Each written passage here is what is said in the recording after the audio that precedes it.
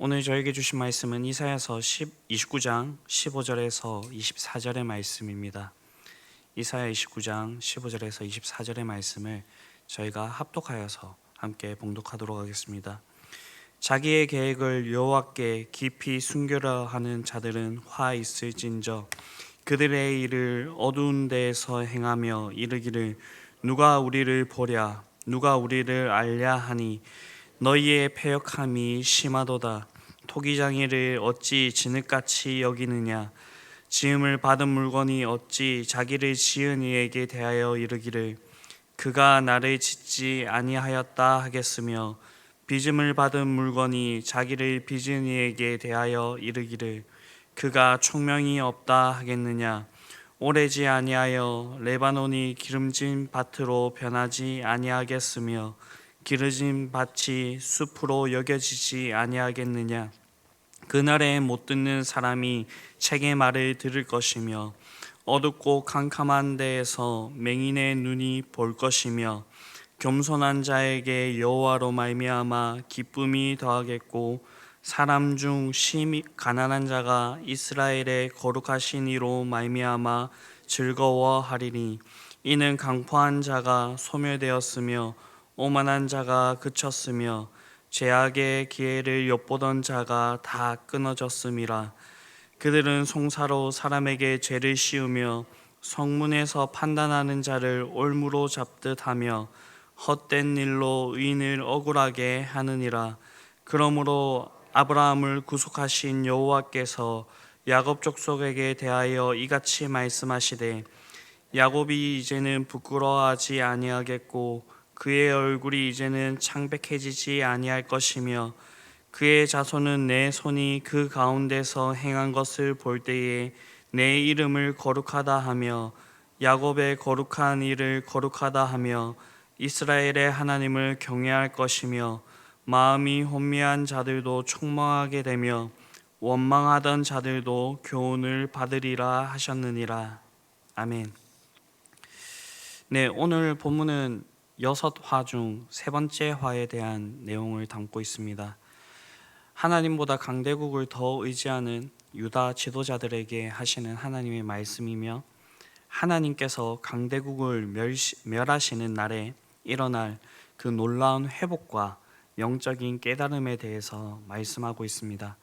먼저 15절을 보게 되면 자기의 계획을 여호와께 깊이 숨기려 하는 자들은 화 있을진저. 그들의 일을 어두운 데서 행하며 이르기를 누가 우리를 보랴, 누가 우리를 알랴 하니 라고 말씀하고 있습니다. 여기서 자기의 계획이란 유다 지도자들이 아수르의 침공으로 말미암아 국가적인 위기가 다가왔을 때에 애굽의 군사 그 원조를 요청하여서 눈앞에 다가온 어려움을 극복하려 했다는 것을 이야기하는 것입니다. 이 일을 어두운 데서 행한다라고 말하는데, 유다가 이러한 계획을 하나님 몰래 추진하려 하고 있음을 보여주는 것입니다. 이것은 유다가 애굽의 군사적인 원조를 요청하는 것이 하나님의 뜻에 부합하지 않는다는 것을 자신들도 알고 있음을 의미합니다.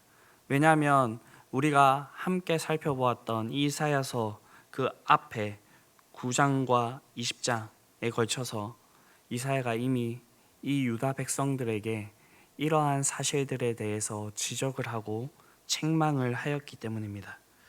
그럼에도 불구하고 유다는 애굽을 의지하여서 아수르의 침공으로부터 나라를 지키고자 하였습니다. 어리석게도 이 유다 지도자들은 이 일을 행함에 있어서 선지자인 이사야만 모르게 한다면 자신들의 계획을 하나님도 모를 것이라 그렇게 생각을 하였습니다. 왜냐하면 이들이 하나님이 이사야의 보고를 통하여서 자신들이 행하는 그 일들을 안다라고 그렇게 착각을 하였기 때문입니다. 말하자면 이 유다의 지도자들은요, 하나님이 인간과 다를 바 없는 그런 존재로 인식하고 있었다라는 것입니다. 이것은 하나님을 엄청나게 멸시하는 태도입니다. 마치 그리스 사람들이 자신들의 상상으로 수많은 신들을 만들어냈고 그들의 이야기를 보게 되면 인간들이 행하는 그러한 실수들을 신들도 범하게 되는 그러한 경우와 같다라고 볼 수가 있습니다. 유다 사람들은 하나님을 자기의 생각대로 재단하고 멋대로 이해했습니다. 그러나 하나님은 이 인간의 생각으로 제한되시는 분이 아니십니다. 그래서 16절에서는 하나님께서 이 백성들을 향하여서 패역하다라고 그렇게 말씀하고 있습니다. 그리고 16절에서 말씀하시는 것 같이 너희가 생각하는 그 모든 것들이 하나님으로부터 말미암았다라고 그렇게 말씀하고 있습니다. 그렇게 우리는 하나님을 어떠한 분으로 인식하느냐에 따라서 우리의 믿음과 우리의 길이 달라지게 된다라는 것입니다.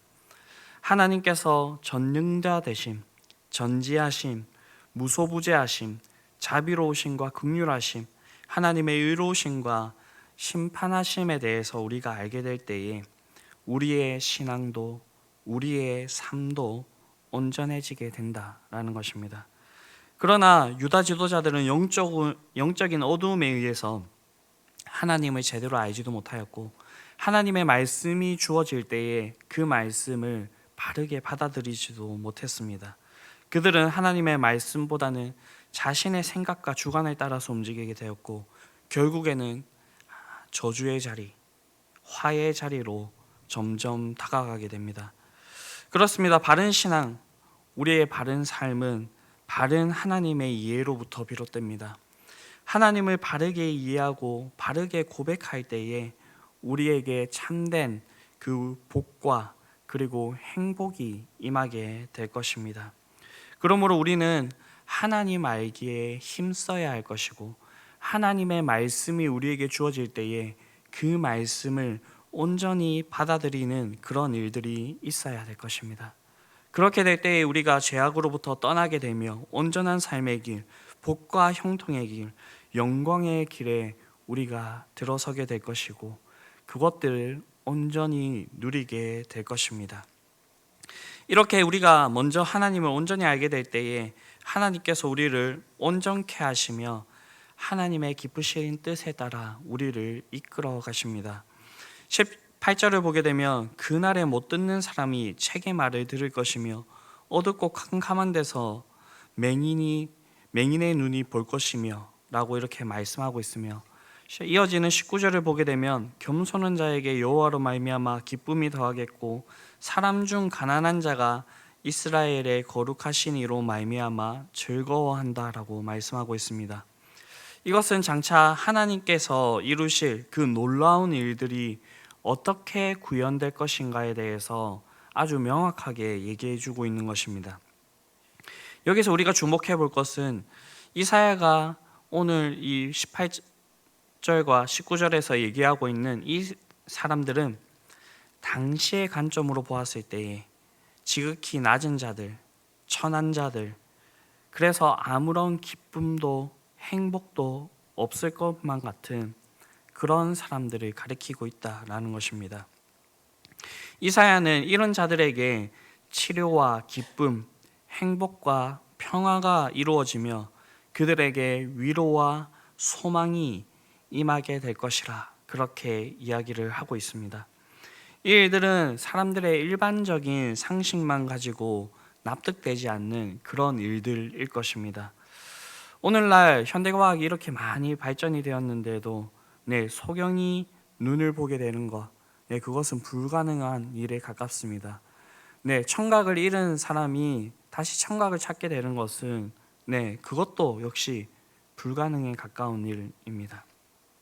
그리고 역사적으로 볼 때 겸손한 자는 항상 손해를 감수해야 되며 가난한 자는 하루 벌어서 하루를 먹고 살기 때문에 그 목숨을 연명하는 것이 그에게는 아주 중요한 일이라고 할 수가 있겠습니다. 그런데 그런 자들이 보고 듣고 기뻐하고 즐거워한다라고 그렇게 얘기를 하고 있습니다. 이것이 어떻게 인간의 힘만으로 가능한 일이겠습니까? 아니, 인간의 힘으로는 불가능한 일입니다. 그러나 하나님께서는 그렇게 하실 수가 있습니다. 이 일은 역사 가운데서 아주 분명하게 이루어졌는데요. 그것은 바로 예수 그리스도의 사역을 통하여서 천국의 복음이 증거되면서 이 일들이 실제로 이루어졌다라는 것입니다. 예수님께서 소경의 눈을 밝히시고 귀머거리의 길을 여시며 슬픔에 처한 자들로 기쁨으로 우는 자들에게 위로를 베푸시고 결코 행복은 나의 삶에 있을 수가 없다라고 여기는 자들에게 행복한 삶, 네, 행복의 길, 축복의 길, 형통의 길, 생명의 길들을 열어주셨다라는 것입니다. 무엇보다도 이 예수님께서는 죄와 죽음의 노예로 살아가는 모든 인류에게 죄로부터 자유를, 사망으로부터 놓이게 되는 그러한 일들을 행해 주셨다는 것입니다. 그리고 이 예수님 안에 거하는 자들에게는 영원한 생명과 영원한 기쁨, 영원한 행복을 허락해 주셨다라는 것입니다. 그렇기 때문에 우리는 이 길을 사수하며 이 길을 온전히 따라가야 될 것입니다. 우리가 하나님의 말씀을 따라서 그 말씀에 순종하는 단순한 삶을 살아가게 된다면 하나님께서는 우리를 회복시키신 이 길에서 결코 떠나지 않게 하실 것입니다. 22절 전반부를 보게 되면 그러므로 아브라함을 구속하신 여호와께서 야곱 족속에 대하여 이같이 말씀하시되라고 그렇게 말씀하고 있습니다. 오늘 이 본문에서는요, 하나님을 가리켜 아브라함을 구속하신 여호와로 그렇게 소개하고 있습니다. 그리고 요단은 야곱 족속으로 이렇게 표현하고 있습니다. 아브라함과 야곱은 다 같이 유다 사람들의 조상입니다. 그런데 아브라함과 야곱은 이 유다 사람들의 조상이면서도 그들의 삶이 많이 달랐음을 볼 수가 있습니다. 아브라함은 하나님의 뜻에 대해서 굉장히 단순한 사람이었습니다. 그래서 하나님께서 말씀하시면 일단은 순종하고 보는 그런 사람이었습니다. 그는 고향 친척 아버지의 집을 떠나라 할 때 갈 바를 알지 못하였지만 순종하였습니다. 뿐만 아니라 그 이후로 일어나는 아브라함의 삶 가운데서 하나님의 말씀에 대해서는 이해되지 않는 그런 부분들이 있을지라도 순종하는 그런 모습들을 보였습니다. 이삭을 바치라고 할 때 그때에도 하나님께서 주셨으니 하나님께서 부활시키시겠다라고 하는 그런 믿음을 가지고 이삭을 실제로 제물로 바치려고 하는 그런 순종의 모습을 보였습니다. 그 결과 아브라함은 어려움이 없었던 것은 아니었지만 비교적 평탄한 삶을 살았습니다. 하나님의 강권적인 인도와 보호를 받으면서 그렇게 살았습니다. 그에 반면 야곱은 하나님의 뜻에 단순하지 못하였습니다. 그는 하나님의 뜻에 의지하는가라고 그렇게 생각이 되는 부분들이 있지만 결정적인 순간에 자신의 생각과 꾀를 고집하였으며 자기의 뜻과 방법대로 모든 일을 처리하려고 하였습니다. 그래서 야곱은 거듭나기 위하여서 하나님으로부터 오랜 세월 연단을 받아야 했습니다. 그래서 바로 앞에서 자신의 삶에 대해서 얘기할 때에 자신은 험악한 세월을 그렇게 살아왔다라고 그렇게 고백합니다. 또한 유다도 믿음에 있어서는 아브라함이 아닌 야곱의 길을 쫓았던 것 같습니다. 대표적인 예가 바로 유다와 다말의 사건을 통하여서 우리는 이러한 사실들을 잘 알 수가 있습니다. 야곱이 그러하였던 것처럼 유다는 하나님을 의지하는 듯 하였지만 결정적인 순간에는 하나님을 의지하지 않고 자신의 뜻을 쫓아 살며 하나님의 뜻에 불순종하였습니다. 이 유다 백성들도 그러한 삶을 살아왔고요. 그래서 하나님의 믿음의 그러한 백성으로 거듭나기 위하여서 오랜 시간 연단받아야 했습니다. 그들은 아수르의 침공으로 연단을 받아야 했으며 나중에는 바벨론의 침공과 바벨론 포로 기간을 통하여서 연단을 받아야 하였습니다. 사랑하는 성도님들, 여러분들은 어떠한 그런 모습으로 하나님 앞에 살아가시기를 원하십니까? 제가 원하기는 모두가 다 아브라함과 같은 사람들이 되시기를 원합니다. 그래서 하나님을 온전히 의지하시면서 하나님의 뜻이라면 이해가 되지 않을지라도 순종하실 수 있게 되기를 바랍니다. 그렇게 하여서 하나님의 은혜 가운데서 형통한 삶을, 하나님의 강권적인 그 인도와 보호하심을 받으면서 살아갈 수 있는 분들이 되실 수 있게 되기를 원합니다. 안타깝게 오늘 본문의 이 유다 백성들은 그렇게 하지 못하였습니다.